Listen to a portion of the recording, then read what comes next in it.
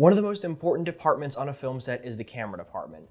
They are in charge of everything related to the camera and recording and storing of footage. In this video, I'll break down each member of the camera department, what each person is in charge of, and the skills succeeding in the camera department requires. Let's start with the Director of Photography. The head of the camera department is called the Director of Photography, or DP for short.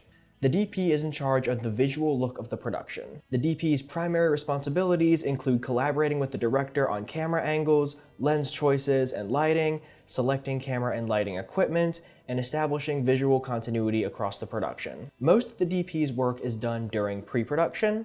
They work with the director to create storyboards and the shot list. While on set, they will lead the camera team and lighting crews to implement the visual plan.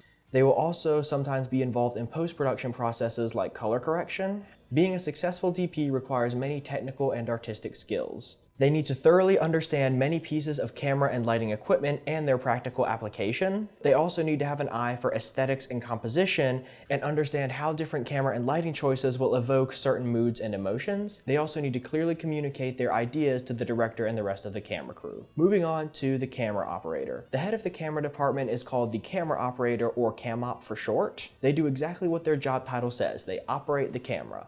While that may sound simple on paper, a lot goes into it. The camera operator must collaborate with the director and the DP to understand the visual language of the production. They are also in charge of adjusting camera settings when needed.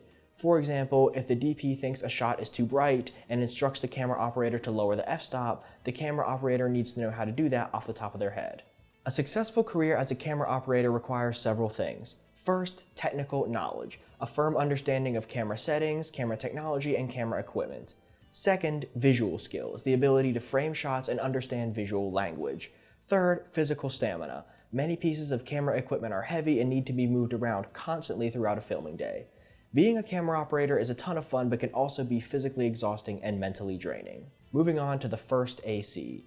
The next person in the camera department is the first assistant camera, often abbreviated to first AC. They have three primary responsibilities: pulling focus, building the camera, and ensuring the camera works properly. Let's start with pulling focus. You know how in movies when something will be blurry, then become sharp within the same shot? That's called pulling focus, and it's the primary responsibility of the first AC. Typically, the first AC will have a monitor that displays the camera feed. They then attach a device to the camera lens that allows them to remotely control the focus.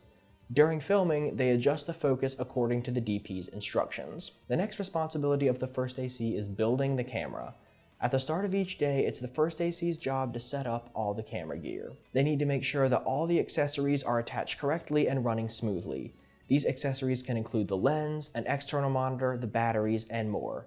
Different shots may also require different rigs. The first AC is in charge of changing between a tripod, a gimbal, a shoulder mount, etc. Lastly, the first AC makes sure that the camera gear runs smoothly. Whenever a problem with the camera or the camera rig arises, the first AC is responsible for fixing it. This can range from problems with the camera recording, to the video display, to whatever apparatus the camera sits on.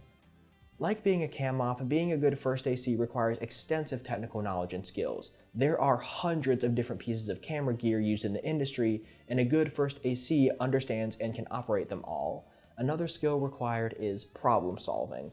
A good first AC leads the camera team by handling logistics and maintaining efficiency. They need to be able to solve problems calmly and keep the production running smoothly. The next person we will talk about is the second assistant camera, abbreviated as second AC. The second AC assists the first AC in running, maintaining camera equipment while also running the slate and handling all the camera paperwork. The second AC helps the first assemble the camera rig. This includes attaching the lenses, mounts, batteries, and more. They are also typically in charge of organizing the camera truck and retrieving/storing pieces of gear when the situation calls for it. The second AC also handles day-to-day maintenance, such as charging batteries and cleaning lenses. They need to make sure that the slate is properly labeled and properly positioned so that the camera can capture it. They also announce the scene, shot, and take as soon as the camera rolls and clap it to sync the video and audio. Lastly, the second AC handles all the paperwork related to the camera department. They fill out all the camera logs and confirm that all the data is correctly recorded. Being a good second AC requires many of the same skills as a first AC. They must have an understanding of camera technology and equipment, and they must also have the physical fortitude required to move gear around for hours at a time. A good second AC must also be organized and be able to keep track of pieces of gear and notice details that go on the camera log. The last crew position we will discuss is the Digital Imaging Technician, or DIT for short. The DIT serves as the digital camera expert. On set, the DIT monitors the live footage for technical issues and institutes quality control checks. Their primary goal is to make sure the footage meets the creative goals of the DP and the director. The DIT also serves as the bridge between production and post-production. They guarantee that the data gets transferred smoothly and efficiently. The DIT also sometimes handles data wrangling. Data wrangling is the process of downloading and organizing footage as well as making backups. However, some sets will have a designated data wrangler separate from the DIT. Being a good DIT requires not only technical skills related to cameras, but to computers as well.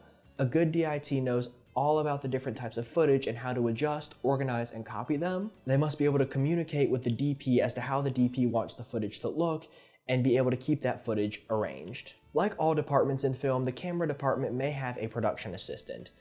The PA is an entry-level position that provides on-set support to the production, and this one would be specifically assigned to the camera department. The camera PA would handle menial tasks such as organizing gear, changing batteries, running cables, or running errands. They may also help set up / take down Video Village, transport gear from one location to another, and clean the camera truck. The primary responsibility of the camera PA is to learn the trade.